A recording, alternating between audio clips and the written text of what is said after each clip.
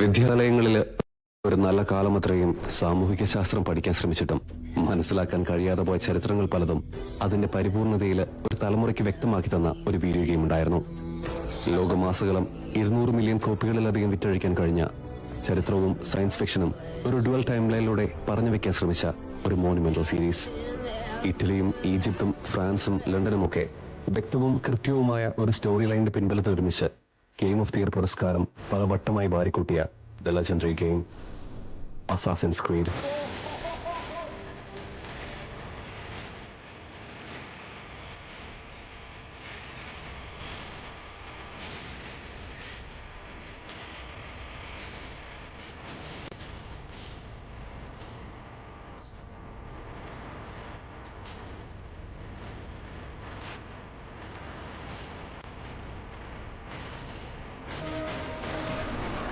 ഞാൻ ഏതൊക്കെയോ കളിച്ചതാണ്, ഏതൊക്കെയാണെന്ന് ഓർമ്മയില്ല. ഏതൊക്കെയോ ഇടക്കിടക്കുള്ള ഏതൊക്കെയോ ഓരോന്ന് കളിച്ചിട്ടുണ്ട്.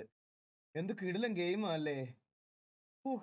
അസാസിൻ ക്രീഡ് ഒക്കെ ഒരു സമയത്ത് എന്ത് രസമായിരുന്നുടാ. ഇതിന്റെ ഒരു മൊബൈൽ വേരിയന്റ് ഒരു സാധനം ഉണ്ടായിരുന്നു.